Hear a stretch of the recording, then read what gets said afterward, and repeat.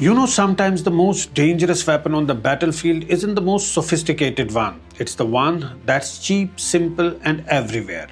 Right now, across the skies of the Gulf, a sound is becoming increasingly familiar. A low mechanical buzz. It's the sound of Shahed 136 drone.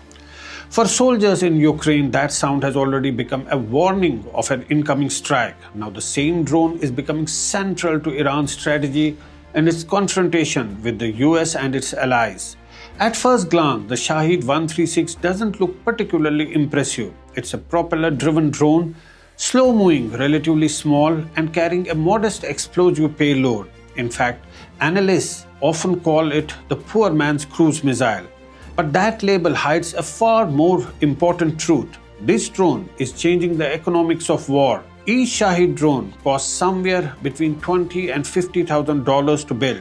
Compare that with the systems used to shoot them down. A single intercepted missile from systems like Patriot or THAAD can cost anywhere from $3 to $12 million.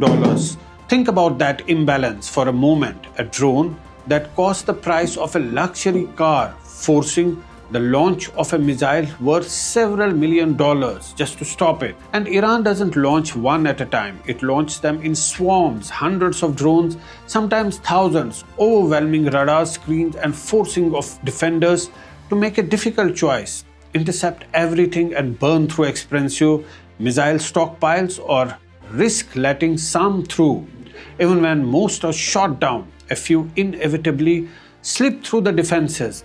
In the last week alone, hundreds of Iranian drones were detected over Gulf airspace. Some managed to hit infrastructure, ports, airports, and data centers despite heavy interception efforts. This is what military strategists call asymmetric warfare. Iran knows it cannot match the US or its allies in high-end military technology. But what it can do is impose costs.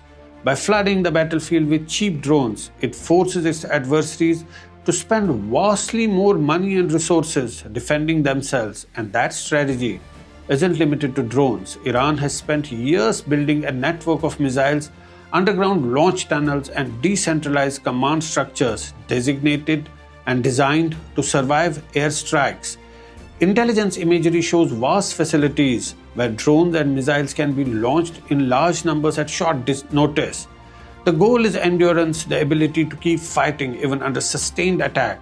In fact, the Shahed drone has proven so effective that even Iran's adversaries are adapting. The US has reportedly developed its own low-cost attack drones inspired by the same design, while Ukraine is experimenting with cheaper interception systems to counter mass drone attacks. Because the reality is this: traditional air defense systems were built to stop missiles and aircraft, not waves of inexpensive drones arriving every night. And that means the battlefield is changing. The future of warfare may not just be about stealth fighters or hypersonic missiles. It may also be about thousands of small buzzing machines, inexpensive, expendable, and capable of draining even the most advanced militaries. In other words, the Shahed 136 may look simple, but is quietly rewriting the rules of modern war.